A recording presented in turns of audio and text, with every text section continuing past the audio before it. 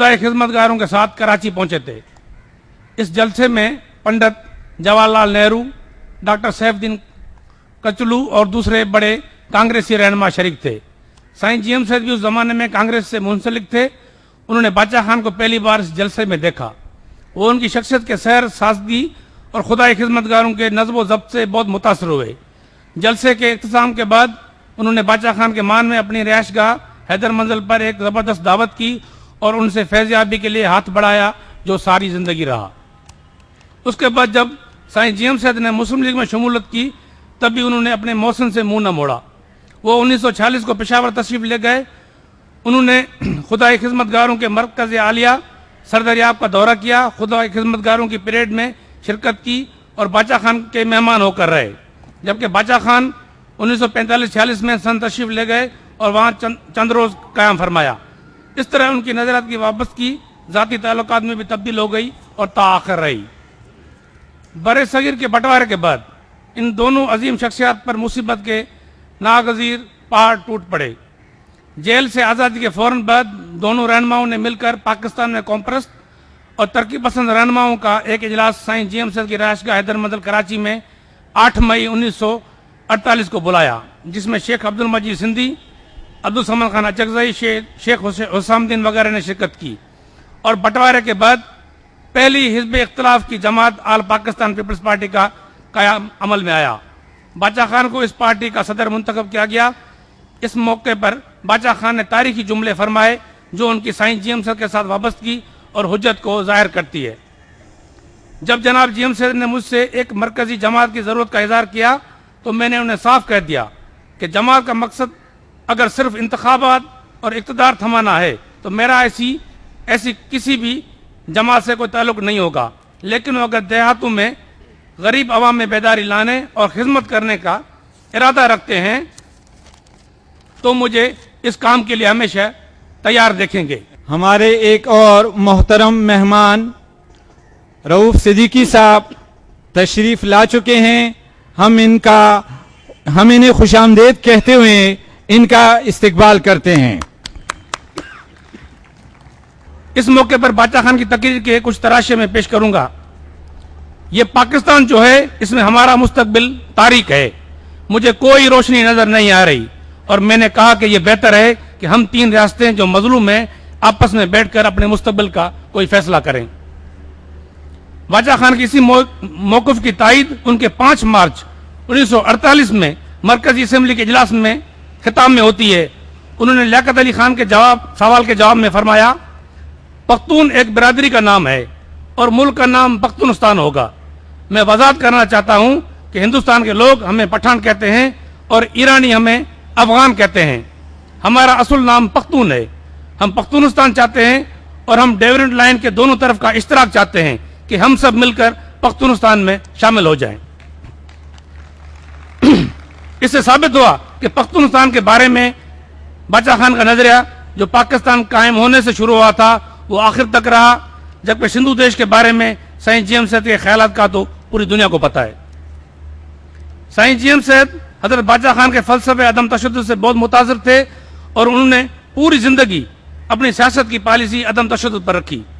Sai GM Syed जो 3 अजीम शख्सियत से मुतासिर थे, उनमें महात्मा गांधी, अल्लामा आया काजी और हजरत बादशाह खान शामिल थे।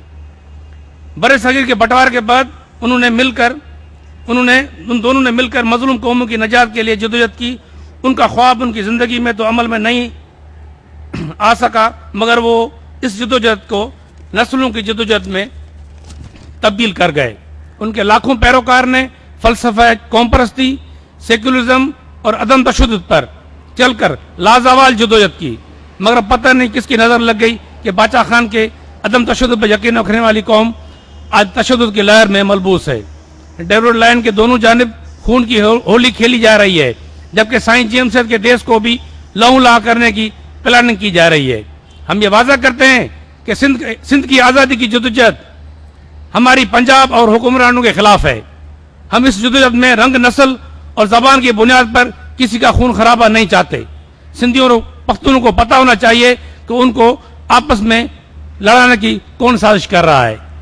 हम दोनों कौमें अदम तशद्दुद पर अमल पैरा रहेंगी और बाचा खान और जीएम सैयद का हाथ कोई माँ का लाल छुड़वा नहीं सकता।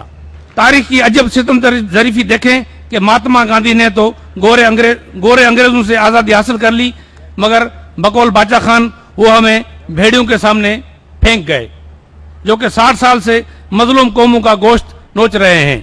अगर हम बाचा खान और साईं जीएम सैयद के फलसफे पर अदम अमल करते रहे तो बहुत जल्द हमें भी इंशाअल्लाह ताला काले भेड़ियों से नजात हासिल होगी। मेरी ये गुजारिश है कि बाचा खान और साईं जीएम सैयद के ताल्लुकात पर थीसिस तरतीब देकर छपवाई जाए, ताकि आइंदा ताहाल व आइंदा नस्लों को इन अजीम शख्सियत नजराती ताल्लुकात और जिद्दोजहद के बारे में इकट्ठा तफसीली मालूमात हासिल हो सके। इस मौके पर दोस्तों के कहने पर मैंने बाचा खान और साईं जीएम सैयद की रिसर्च वर्क की एक इंडेक्स बनाई है, जो आपकी खिदमत में पेश करता हूं। साईं जीएम सैयद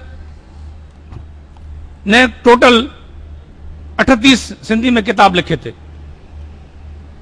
और उर्दू में 7, इंग्लिश में 8, कुल 53 किताब साईं जीएम सैयद ने जो है अपनी जिंदगी में जो है लिखे थे। बाचा खान ने अपनी आबिती लिखी थी जो पश्तो में थी और उर्दू में भी हुई है। साईं जीएम सैयद पर सिंधी में 58 किताबें लिखी गई हैं, उर्दू में 7 और इंग्लिश में जो है 4, टोटल 69 किताबें साईं जीएम सैयद के ऊपर लिखी गई हैं। बाचा खान के ऊपर पश्तो में 10, उर्दू में 15, मराठी में 1 और इंग्लिश में 31 किताबें लिखी गई हैं, और इन 31 किताबों में से 22 किताबें जो हैं वो हिंदुस्तान में छपी हैं। कुल बाचा खान के ऊपर जो है वो 57 किताबें जो हैं वो लिखी गई हैं।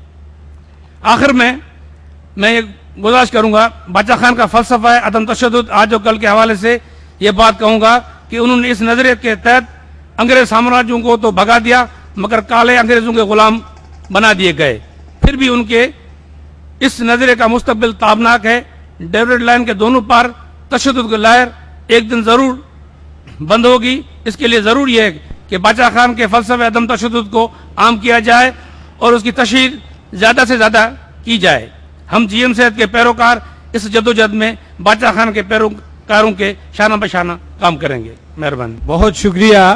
एमल खान कांसी से गुजारिश है कि वो रऊफ सिद्दीकी साहब को बेज लगाएं, और चूंकि उन्हें जल्दी जाना है इसलिए हम उन्हें दावत खिताब देते हुए ये गुजारिश करेंगे कि आपकी जुमात मुत्तहिदा कौमी मूवमेंट मुल्क की एक मुअस्सर और अहम सियासी जुमात है।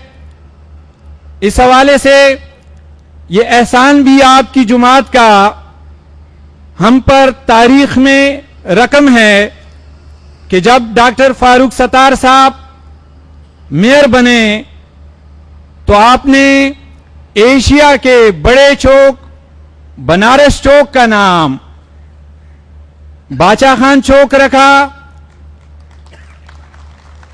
इस जुमात से ताल्लुक रखने वाले रऊफ सिद्दीकी साहब किसी तारुफ के मोहताज नहीं हैं। इनकी निस्बत कहा जा सकता है कि मैं तेरा नाम न लूं और लोग फिर भी पहचाने कि आप अपना तारुफ हवा बहार की है। रऊफ सिद्दीकी साहब बागो बहार शख्सियत के मालिक हैं। आप तलखी अय्याम में भी बात को सुलझाने का हुनर जानते हैं।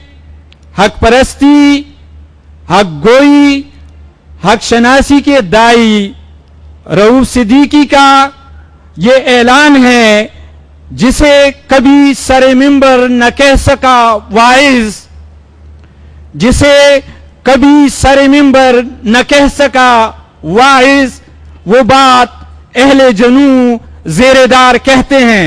जनाब रऊफ सिद्दीकी साहब। आऊज़ु बिल्लाहि मिनश शैतानिर रजीम, बिस्मिल्लाहिर रहमानिर रहीम।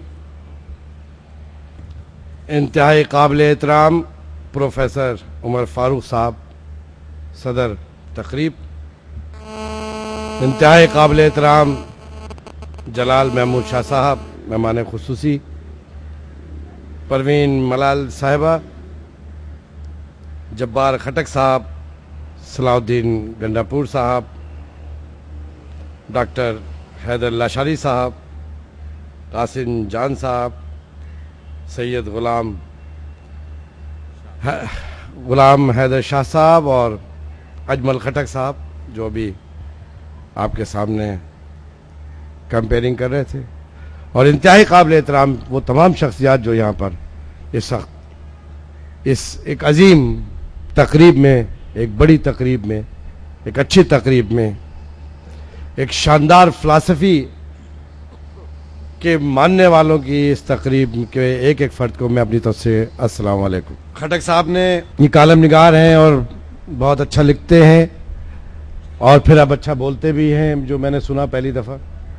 इन्होंने मेरे लिए जितने अल्फाज कहे, तो ये मैं बैठा बैठा सोच रहा था कि मेरे अंदर इतनी अच्छाइयाँ, इतनी खूबियाँ और इतनी सारी चीज़ें मुझ में है, तो मुझे लग रहा था कि मैं इंतकाल फरमा चुका हूँ, मैं मर चुका हूँ, और उमूमन हम लोग मरने के बाद इतनी तारीफ़ें क्या करते हैं। थैंक यू खटक साहब, आपने मेरी ज़िंदगी में इतने शानदार अल्फाज अदा फरमाए। बादशाह खान का फ़लसफ़ा अदम तशद्दुद, आज और कल। आज तो हम गुजर रहे हैं, अब इसके दो माने हो गए। बादशाह खान का अदम तशद्दुद आज और कल, यानी आने वाले कल, या बादशाह खान का अदम तशद्दुद का फ़लसफ़ा आज और कल जो गुजर गया। हम अगर माजी के कल को देखें और आने वाले कल को देखें तो बड़ा साफ सुथरा है, और ये एक आफाकी फ़लसफ़ा है कि इंसान को अमन चाहिए, सलामती चाहिए, ये उसका हक है। अमन और सलामती कभी खैरात में नहीं दी जाती और ना कभी खैरात में ली जाती। अमन और सलामती का ये एक आफाकी फ़लसफ़ा, जिसको बादशाह खान ने एक ऐसे वक्त में, जंग आज़ादी के वक्त में, जबकि जज्बात उमड़े हुए थे एक एक फर्द के, उसमें